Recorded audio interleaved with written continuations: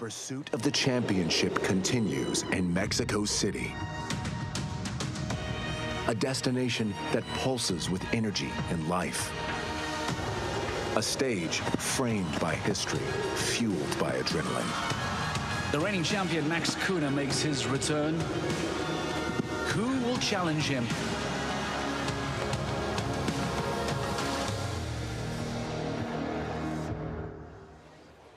That is the big question. Who challenges 2024 LGCT champion Max Kuhne in 2025? Max, welcome. Who challenges you in 2025? My horses. My horses will challenge me. Your horses will challenge you. Max, welcome to the show. Welcome to Mexico City. This is the second stage of the Longines Global Champions Tour, and we are excited to get the show underway with the man of the moment, the man of 2024, the man who was bigger and better and stronger and faster and clearer than the rest of them, the champion of 2024. What a lovely way to open up the show. Max, how has the end of the season been to coming into 2025? How has that been for you? Yeah, very good to start here in Mexico. I love the show. It's a fantastic ambience and fantastic show, really good conditions for the horses. So happy to be here. What has 2024 taught you now coming into 2025? What were some of those big lessons maybe you can take out? Yeah, 2024 was a big year with the Olympics, with the win of the LGCT overall, which was a little bit a small revanche. And yeah, it was a big year, a lot of happening. And now we look forward to 2025. And I have some good horses in the stable. And yeah, really excited about the coming year. Let's talk about that, because if I remember, it may have been as early as stage 3 that we identified you last year as one of the real threats, one of the real title contenders because of that firepower that you had.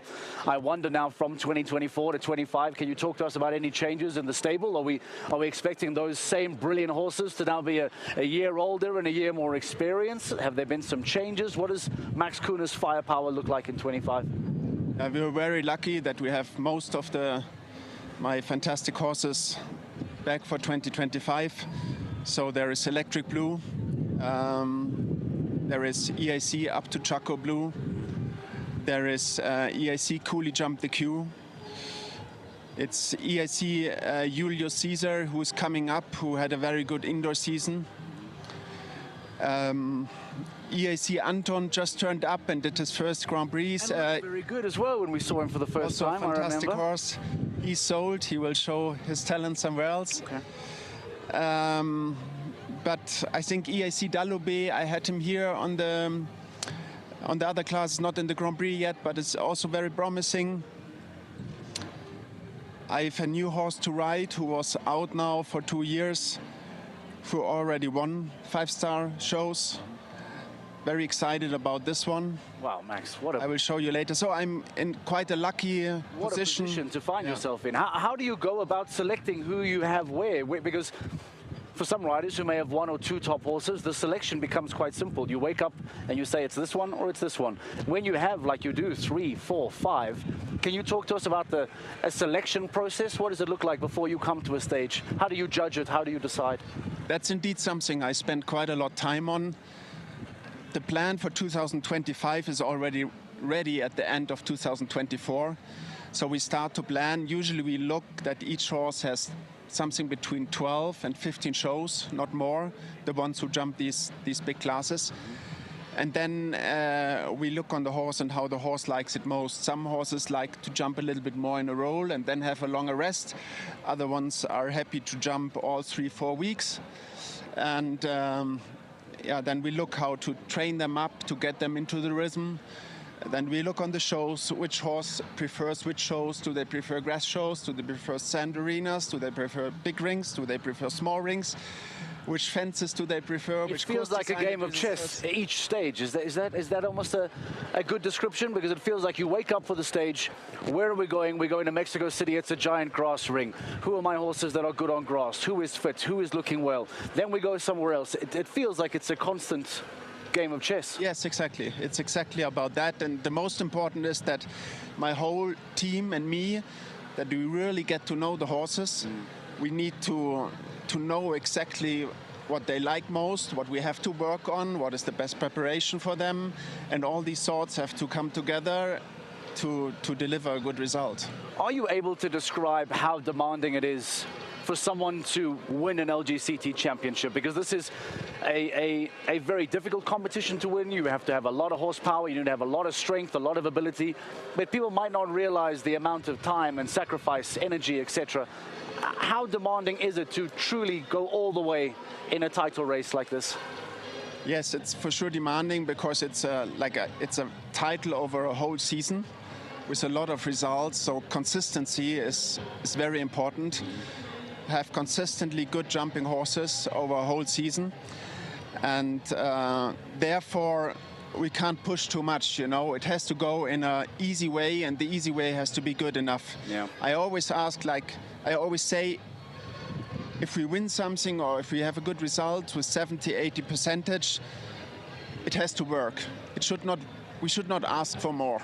Okay. You know, it has to go in an easy way. All right, good lessons to learn. Listen, you're very late to go today, so I hope that it's a good positive omen for the 2024 champion to return. It's great to have you back in the studio, Max. We wish you all the best for today and for the season ahead and that wonderful stable that you have. And I think we might be seeing you a couple more times in the studio throughout the year.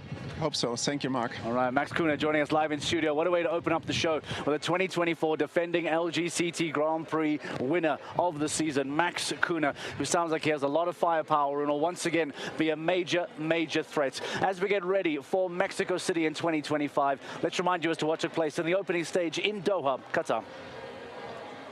Delighted to welcome you to the 17th edition of the Longines Global Champions Tour here in Doha, the Grand Prix. Daniel Deusser comes now rattling down to the final fence. A little set down. Oh, that was brilliant. The Saudi Arabians can barely bear to watch, understandably, as their man Abdurrahman Al-Raji and Ventago. Ventago now has got to go for broke down to the final fence, 39.52 to beat. He will be just outside, but it's a great effort once again. But now Abdul Said comes in. Bonami sets sail down to the last fence, and Abdul Said has got this, I think, by the scruff and collar. He goes down to the final fence. This will be a win here. It's magnificent. Yeah, incredible. I mean, I can't explain the feeling. I'm so proud of my horse. She's an incredible horse. We were working on getting faster and faster. She wasn't super consistent in jump-offs. I tried to use her qualities, and I guess I got lucky. What a night that was for Abdel Said, winning in Doha, the opening stage of the 2025 season. But that was then, and this is now. We go from the giant sand ring in Qatar to this giant grass ring here at the Campo Marte in Mexico City for stage 2. We've already seen the defending champion, Max Kühne. We'll talk to many other riders throughout the day to get their thoughts on what is being put together here for the second stage.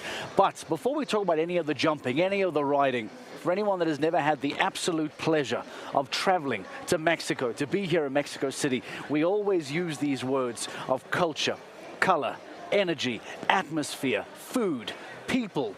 Those are the words that you would use to describe Mexico City. So let's catch up with Rosie Turner for the first time here today on the LGCT Grand Prix Day and find out a little bit of that magical Mexico feeling.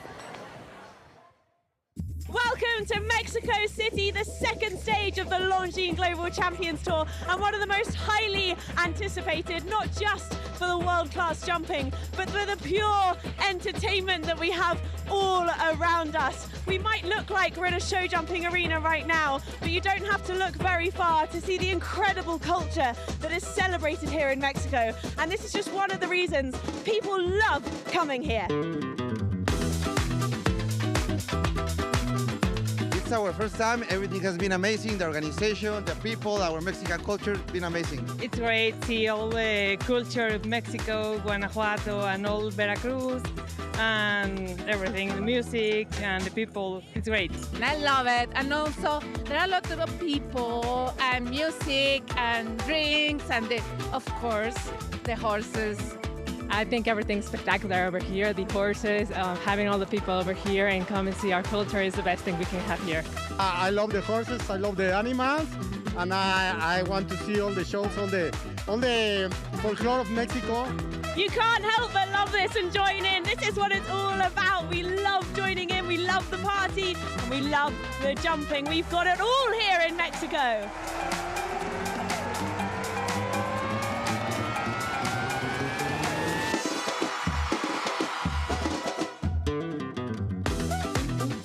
And it's not just the fans that love this show. I mean, these two, of course, but also our riders. The very warm and open people that welcome us, unbelievable. Because it's Mexico. It's a fantastic show, a lot of people. You really have the feeling everybody really enjoys all the sport behind all the riders here. Doesn't matter where they come from. And yeah, we enjoy the weather as well, and fantastic venue. Amazing atmosphere. It's for me one of the best shows in the world.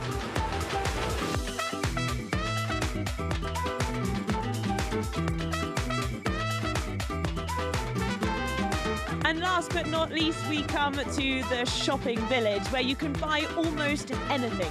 We've got clothing, we've got jewellery, we've got sunglasses, candles, and even kitchen utensils. There really is something for everyone. But let's not forget, the LGCT Grand Prix has a whopping prize money of over 700,000 euros. Focus will be at an all-time high. Thank you very much to Rosie, and thank you to the people of Mexico City for turning up and giving this energy, giving this feel, this atmosphere, this vibe here today. But the point that Rosie made as well was the prize money that's up for grabs here today. As much as we want to joke about the food and the culture and the atmosphere, we need to remember that this is a major, major stage on the Longines Global Champions Tour.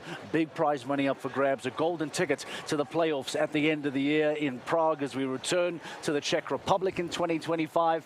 But there is no denying that one cannot come to Mexico and not enjoy the color, the atmosphere, and the feels as well.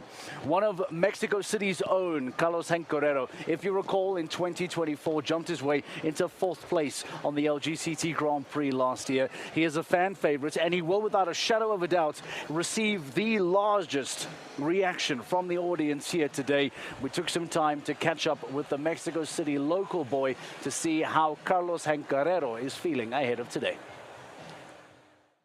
Yeah, it's always amazing to come back here. For me, it's obviously one of the best dates on calendar, and one of the most important for me and my team. We always try to put a lot of priority on this week and try to get here in the best form we can. For sure, last year gave us amazing memories, and we're just trying to build on that this year and try to make them even better. To those who don't know, remind them why Campo Marte is so special to you. Yeah, I grew up actually 5 minutes away from here, so it's really my hometown. Every relative that you can imagine and friend come out here to support this week, so it's very special, and I've had some good years here. I had my first ranking class win ever here, I think when I was 15 in one of the first editions, so always a very special memory. And then last year I had a very good Grand Prix here as well, so yeah, really good memories. And as a rider who travels so much, to be able to come back here and experience that energy, the love of the crowd, what does that do for you when you're in the ring? Yeah, I'm not home here very often actually, so it's very special to come back. The crowd here is unbelievable. I think everyone really can feel the difference. Many other venues are also very amazing and spectacular, but the crowd I think here is very unique. And for us hometown riders, they really push us, and they really give everything when we enter the ring, so it's a special feeling. You have the wonderful privilege of being able to make different decisions based on who you want to have in that Grand Prix. Where is your mind sitting now? Yeah, like I said, we always make this a very important weekend in our calendar, so I decided to bring my 2 best horses right now. They've both jumped a few 5-star Grand Prix successfully. So I have the privilege that I can get to decide still tomorrow. I'm going to ride them in the morning and still see. Portos obviously was very good here last year, so I'm keen on riding him. But my other Grey Gelding, Shack Attack, has been unbelievable this whole season, and yesterday he felt really good out there. So I still get the night to think. Best of luck for the LGCT Grand Prix. Thank you so much. Thank you, guys. So the update there is that Carlos Ancorero has decided that Shack Attack is going to be the horse of choice. That is who he will come out and compete in today's LGCT Grand Prix. The local favorite, fourth last year in 2024. Can he then improve on that now in 2025? We've decided, in case you are new to the Longines Global Champions Tour, this can get complicated. This can sometimes be confusing. A lot of riders, a lot of stages, a lot of points, a lot of rules. Well, we thought let's get a special guest to come into the show and speak to us about how exactly the Longines Global Champions Tour works, give you a better understanding of what a season actually looks like.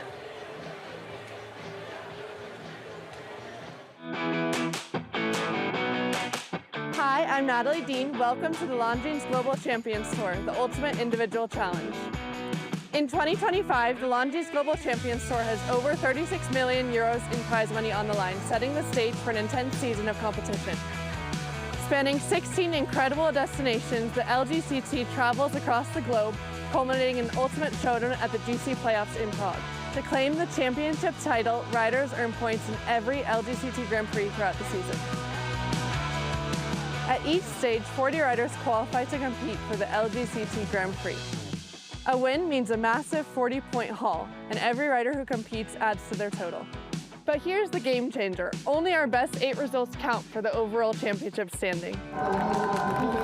The rider with the most points at the end of the season is crowned the 2025 Longines Global Champions Tour champion. And there's more. Each LGCT Grand Prix winner earns a golden ticket to the LGCT Super Grand Prix in the GC playoffs in Prague. With 1.25 million euros up for grabs in the LGCT Super Grand Prix, that golden ticket is what we're all chasing. Join us on GCTV for the ultimate individual challenge.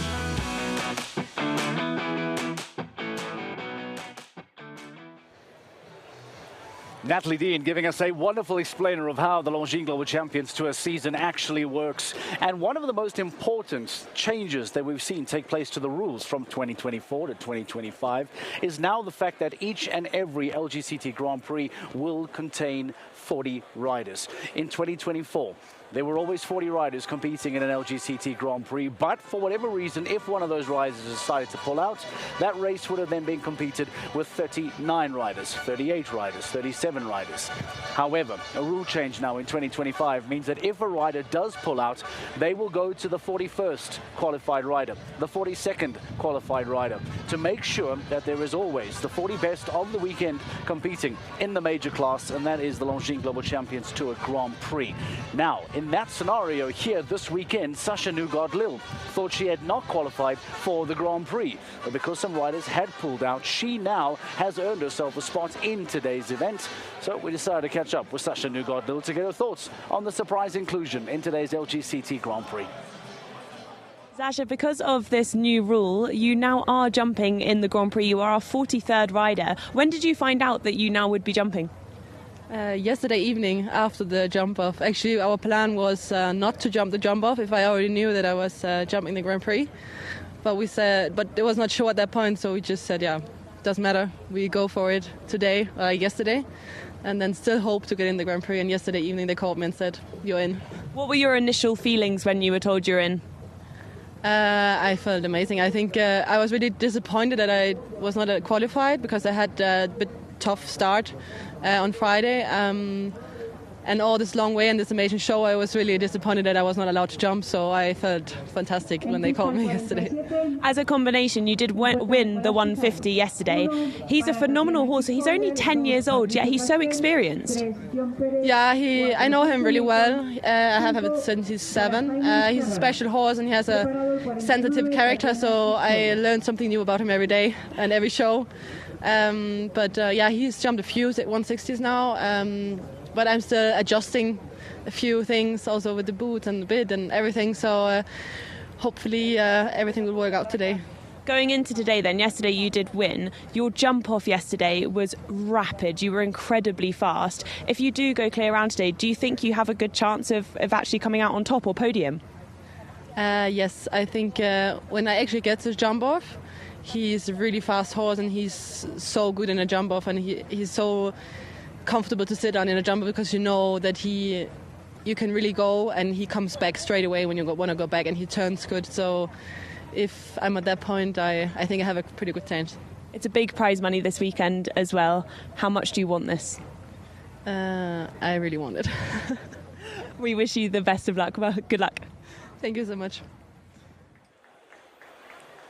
From the disappointment to the wonderful, wonderful excitement of now being given the opportunity to compete in today's LGCT Grand Prix, Sasha Nugard-Lille has now qualified and will be the second rider to go. Jur Frieling, much the same, will now be the first man to go in today's LGCT Grand Prix. But the big question is, what are the riders going to face inside this absolutely enormous Carpo Marte ring? As you can see behind me, course walk officially underway. You have an idea as to what that is? Well, the riders, before each and every class, will walk the course.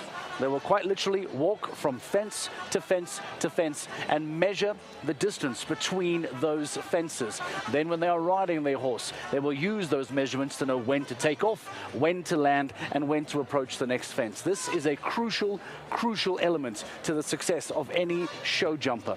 The big question now is, what are they going to be faced with? Well, Rosie Turner caught up with our course designer, Anderson Lima, here in Mexico City. Well, a man that's got a very big job this weekend of course building is Anderson Lima. You are our course designer this weekend. First of all, how did you get into course designing?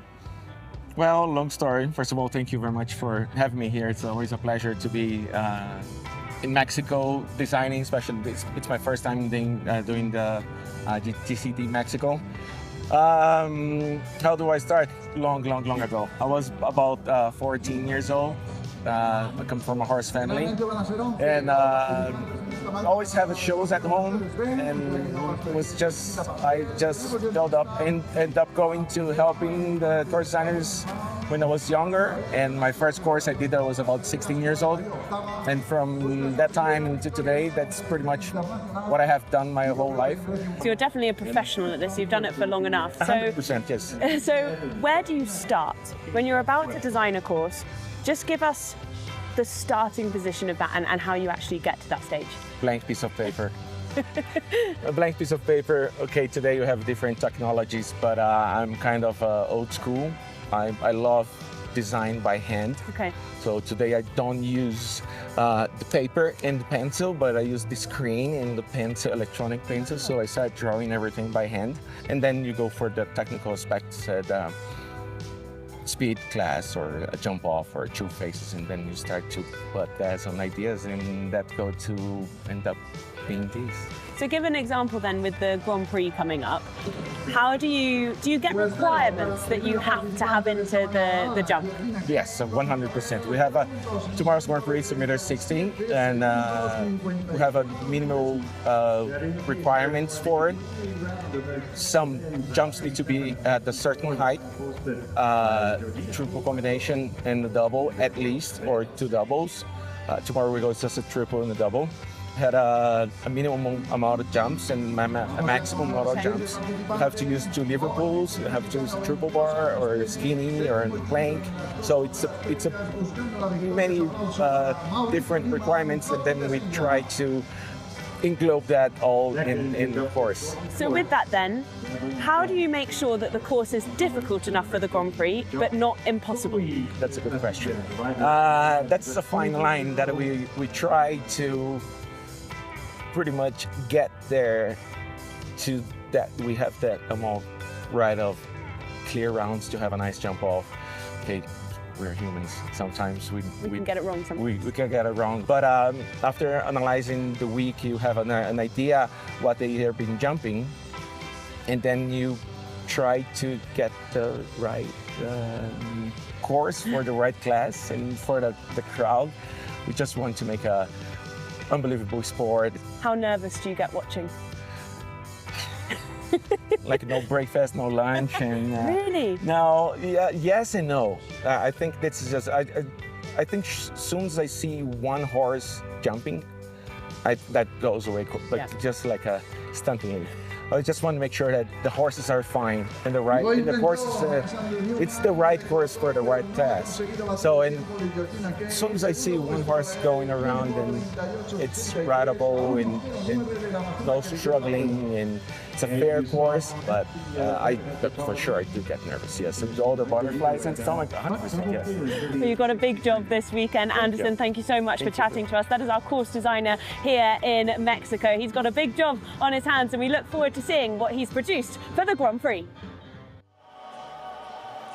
Just think about how challenging that balance needs to be for Anderson Lima and for all the course designers on the Longines Global Champions Tour. The course needs to be hard enough to challenge the best riders in the world. But the complication now comes in that these course designers are well aware that they need to make it competitive. Obviously, a nice big jump-off makes it exciting for the fans too. You need to keep the horses in mind always. They are the first priority. And all of those factors have to go into consideration as to how you want to build, what you want to build, and what it's going to look like at the end of the day. Let's talk to our first rider of the show then. Well, that's a lie. We have Max Kuhner, in fact. Let's hear from Jérôme Guéry having some reaction to what has been built by Anderson Lima, the course designer today. Rosie? Yeah, thank you, Mark. As you said, Jérôme Guéry alongside me now. You've had a chance to have a look at this course. What are your thoughts? Yeah, it's a massive course, but we knew it before that it will be big today. But like we can see during the weekend, all the horses jumped really well. The ground is so nice, then the horse fly on this arena. That's why today we jump big, but I think we will have a few clear. You won this back in 2019. Can you compare this to that course then? Is this a lot bigger? No, I don't think it's bigger. It was already bigger. It was already big at that time. But we know when we come here, we jump big, and it's tough class. But we love this show, and I'm really excited to compete today. Great Britain's also been jumping phenomenally all weekend. Does that give you faith that today might go your way? I hope, yeah, he was amazing all the week. That's I hope today it continue on the same way. That's few jumps for him difficult, but I will try to manage the best for him. Which ones do you think are most difficult for him? We have Liverpool there, wide vertical, and the Liverpool under. It's quite massive vertical. Also the line with the triple, with the plank, and then after vertical. The middle of the triple, it's a massive hoxer. Then I have to ride well. Let's say you do get into the jump off then. What does the jump-off course look like? Are there lots of choices you can make to pick up speed? Honestly, I didn't walk the jump-off yet, but I'm doing now. But sure, it will be a fast jump-off. We wish you the best of luck. I'll let you carry on walking it. Thank you, Jérôme. Mark, those are the thoughts of Jérôme Guéry as he goes into this LGCT Grand Prix. It's going to be a big one today. Thank you very much, Rosie Turner. Thank you very much to Jérôme Guéry as well. A course walk, as we say, officially going on behind us now with the riders measuring each and every single one of those strides. What do the current rankings look like on the LGCT season after stage 1 in Doha, in Qatar? What does it look like now coming into Mexico City? We know the winner of the first LGCT Grand Prix of the year, Abdel Said, will lead. Daniel Deusser just behind him. Marcus Eining looking good in 4th. Jean Sadran finds himself in 6th. Dennis Lynch here today can make up some big championship points. Simon Delestre failed to qualify. He finds himself in 8th. And Sophie Hinners, who, if you recall, had an outstanding run in the 2024 LGCT season, now finds herself inside the top 10 after that strong showing in Doha. But that gives a wonderful opportunity to these 40 riders here today to earn some crucial championship points, to try and climb as high up as possible on that overall ranking.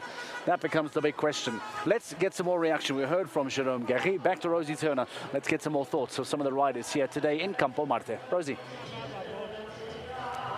Yeah, thank you, Mark. I think the thoughts of the riders is that this is a big Grand Prix. Edu, great to have you here again. What are your thoughts on this Grand Prix?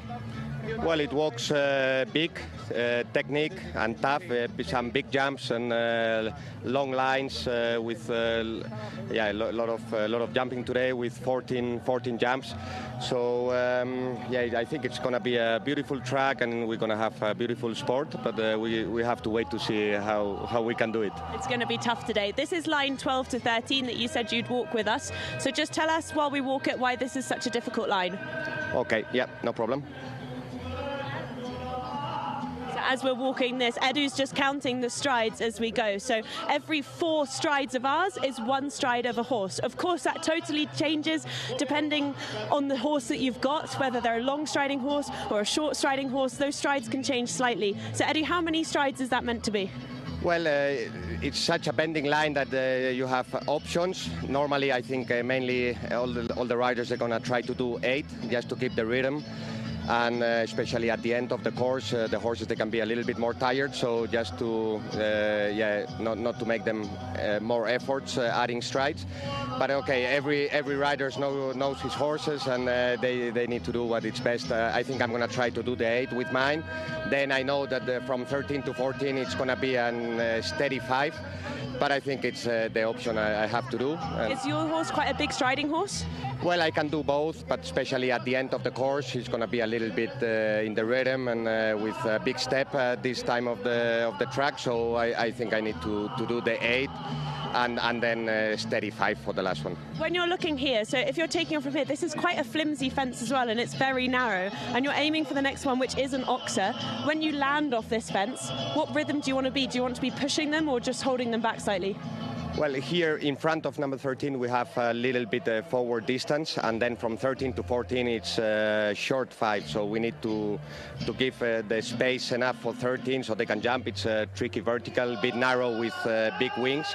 And then as soon as we land, we need to collect and try to make them work a little bit in the short 5. Should we walk it quickly? Let's have a look at it very quickly. If we come around here, this is a very narrow fence, and of course you can't expect an LGCT Grand Prix to be easy, but this definitely looks tough today. So as we land here, Edu's going to walk the rest of this course for us. You're also aiming at this point into the crowd as well, into the final bit, away from home. Tired horses, away from home. This could be a really tough ask. Yeah, sure. It's especially at the end of the course. It's short distance and then a big, massive oxer, quite wide into the corner. And I think also today everything is gonna turn out for the horses. Like the heat, the altitude we are here, and also the tough track and technique. So we have to try our best. With such a big arena, how quickly do the fences come up to you? Because I know in a smaller arena it can feel like they come incredibly quickly. In a bigger arena, does that make it somewhat easier? You have a bit more time to think? Well, normally, yes, you have more space between the jumps. That also makes it a little bit more difficult when we have long lines like 8, 9, or even no strides line. The horses, they get a little bit distracted, especially in rings like this with so many crowd and so many decoration. No, in the ring we have all the funny things around, thematic things from Mexico. Then the horses, they can also get a little bit distracted with that. But okay, we have experienced horses, and yeah, we have to keep the rhythm and concentration the whole track. We wish you the best of luck. I'll let you carry on walking the course. Thank you for chatting us today, Mark. Those are the thoughts of Edu Asner. This is going to be a really tough course, as we've said. I've spoken to a few more of the riders as well, and they've all been walking the lines a little bit more than usual. Whether that's because this is a really tough Grand Prix, or if you look at the prize pot, they all want it today. It's all up for grabs, Rosie. Thank you very much, Eduardo Alvarez Aznar. We know that he had a really, really good showing here in 2024. So now the Spaniard looking to come to Mexico City and hopefully get his hands on a golden ticket really, really early. If you remember, for how long of the 2024 season, Eduardo Alvarez Aznar was a championship contender. He started beautifully. Maybe this now is going to be the start of a 2025 challenging season, or a title challenge at least, for Aznar later on this year. Depends how things go for the Spaniard. Thank you for joining us here in Mexico City. Campo Marte is the venue, and we are on the doorstep of the second LGCT Grand Prix of the year. Following the success of Doha, we now find ourselves here in Mexico for the second Longines Global Champions Tour stop in the 2025 season, as we give you a ticket to travel the world with us. From Doha to Mexico, we're off to Shanghai, then to Madrid throughout the rest of the year. So many more iconic stages, so many more iconic locations that are all available for you through the Longines Global Champions Tour. So take that ticket, come and see the world with us, come and be a part of this incredible show, this incredible series, and we hope that you will join us each and every stage of the way. The weather is shining, the sun is absolutely booming, and we're ready to kickstart today. The music, the mariachis, can you hear them? That's a beautiful aerial shot of Campo Marte as we stand by and look at this enormous grass ring. All of the entertainment, all of the action, and it is finally ready to go. Ladies and gentlemen, let's get the Longines Global Champions Tour Grand Prix of Mexico City underway.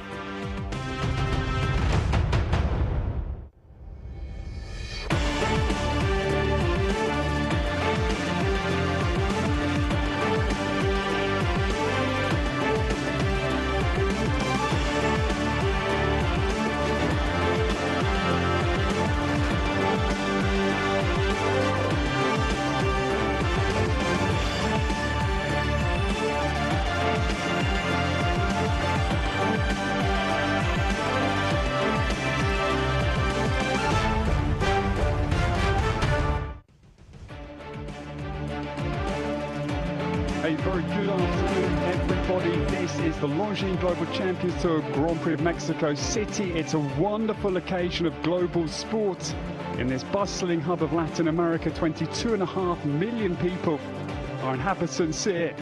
We've had a superb week, but this is the highlight of the entire show.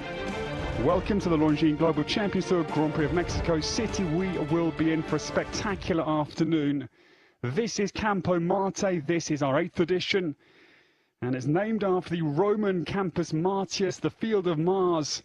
Mars was the god of war and agriculture was his patronage, and we are set for a brilliant afternoon. This facility used by the military and government here in Mexico, as well as hosting equestrian events, such as this.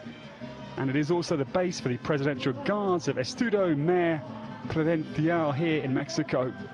It's been a stunning few days here. The weather's been perfect. The crowds have been massive.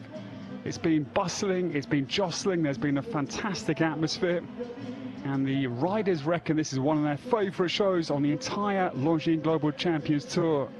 These are the former winners. The defending champion, his twin, will start. Olivia Philipparts this afternoon. David Will and Ludger Beerbaum, 22 and 23, and Mila was Ludger's ride in 2022, and she will come in Nadia Peter Steiner's hands later today. Jerome Guéry, he'll also start today, won in 2019, and Scott Brash sadly absent. He was the winner here in 2018, and 2 previous editions. Martin Fuchs won it in 2017, and the inaugural edition went to Roger Ripos, the brilliant Frenchman, with Quad Coeur de la Loge. So this is our 8th edition, and it is spectacular to have you alongside for this incredible Longines Global Champions Tour Grand Prix of Mexico City. Well, 4 weeks ago, the battle went down to the wire. It was just 0.28 of a second that separated Abdul Said, who won for Belgium with Bon Ami in Doha. Daniel Deusser came very close with Gangster van Het Nodeveld, and a superb third for Abdulrahman Al Raji, his first podium on the Longines Global Champions Tour with Ventago for Saudi Arabia. Edwina Tops-Alexander, she was 11th and will start this afternoon, as will Dennis Lynch, who was 6th in Doha, as will Julien Coutin. Again, he had a good placing. He'll come later with Full Dollar de Reigade for France. Umbrellas are out because it's a hot afternoon. We can't wait to get this Grand Prix started. The prize purse is huge at €720,000. And a quarter of that will go up to our champion. €180,000 is the winner's check. As we take you around the course now, Anderson Lima, our designer from the home nation. This is his very first Longines Global Champions course he's put together. And we take you around the track. It's a huge arena, doesn't typically yield many clear rounds over the former 7 editions. 160 the max height, and this the opening fence, the GNP Ox, 148 by 150. They wheel left-handed into a very big Mercedes-Benz Oxer at 2. Down then on 7 strides to 157 tall vertical Palacio de Hierro at 3. Right-handed back to 4, the Liverpool 160 tall. That is a GNP jumping fence. And then they'll come down to this huge 2-meter wide Guitars triple bar at 5. And 4 strides to a very tall 162 tall Dolls vertical. This turn will be all important, the first of the 2 combinations. 7A into the double 152 by 160, 1 stride on 8 meters and 10, down to a 157 tall vertical. On the flank, there'll be a lot of activity there from our spectators. And then they'll run down 7 strides to the, again, very big oxer over water. That is fence number 8, 154 by 165 is the width. They then turn left-handed. As you can see, that is going to be a huge effort after the first technical combination at 7A and B. Left-handed into the plank that is big. It's 162 to the Banorte plank. It's unforgiving.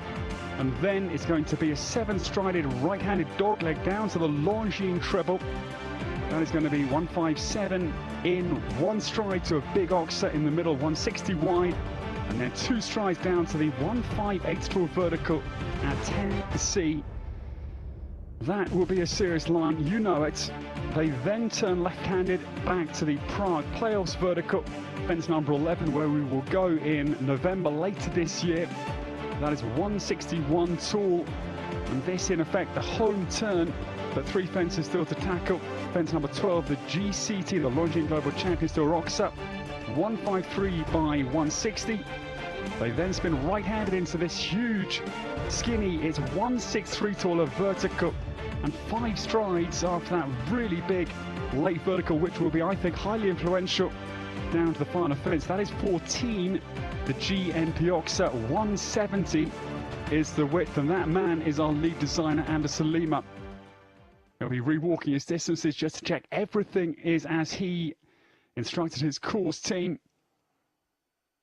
And we take you down the list here. It's going to be 40 combinations and 19 nations represented.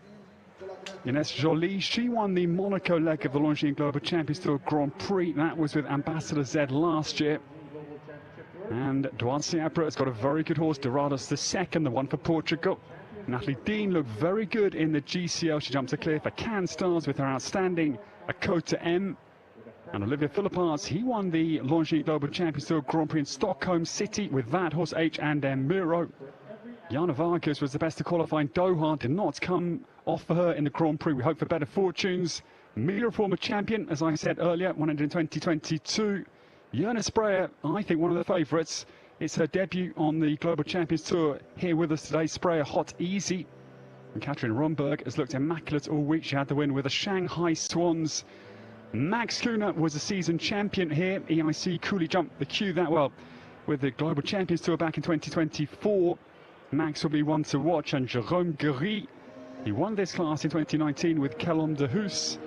Just some we pick out, but it's anybody's game this afternoon. It's an open field, and I think trying to win any prediction battle with your friends would be a fool's mission. It is wide open, and delighted to have your company here in Campo Marte for the second leg of the 2025 Longines Global Champions Tour season.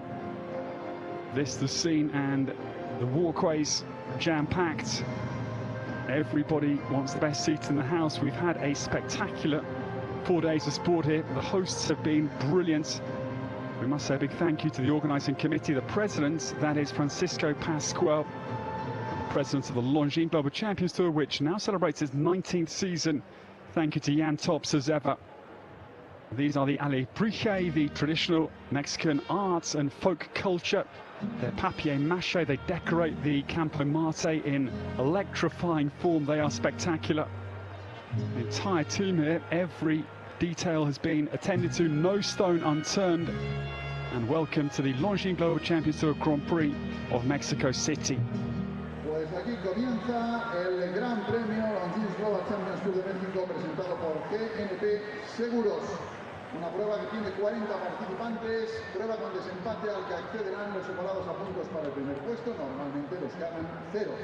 Vamos ya con la primera participante de la prueba, Amazona danesa, que ayer, por cierto, ganó una prueba aquí en Campo Marte con este mismo caballo.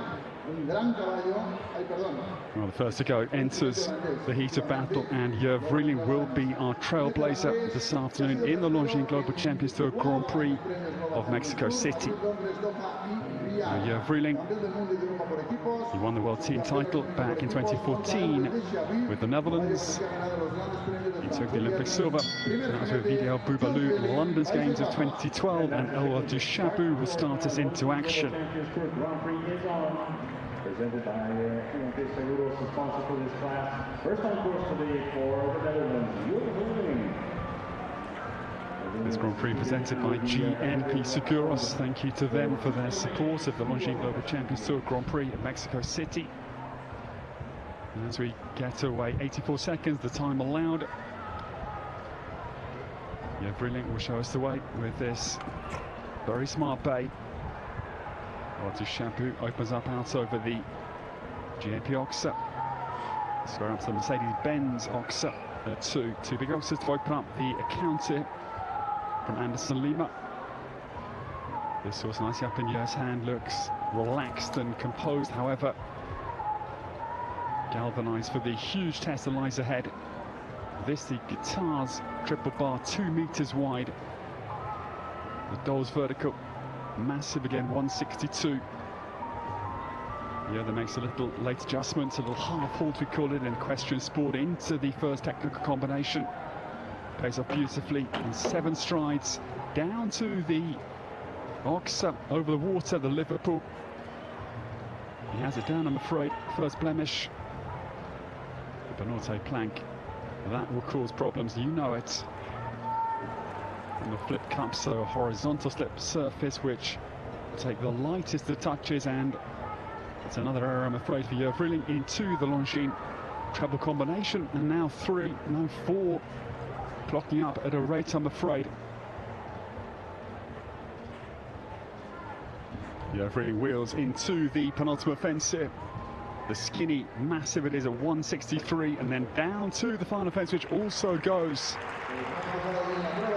The riders certainly had a lot of respect for this course, having chatted to a few of them prior to their warm-ups, and that is a fair reflection of what we had been guided towards from our riders who voiced their opinions.